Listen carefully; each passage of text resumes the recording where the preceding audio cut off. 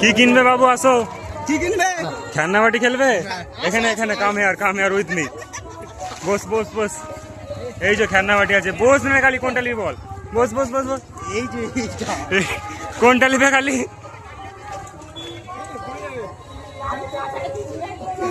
এই যে এই ছেলেটা খেলনাবাটি কিনবে, এই এখানে ওই জন্য কাঁদছে। এই দেখে নাও ছেলেটাকে, এই যে খেলনাবাটি কিনবে।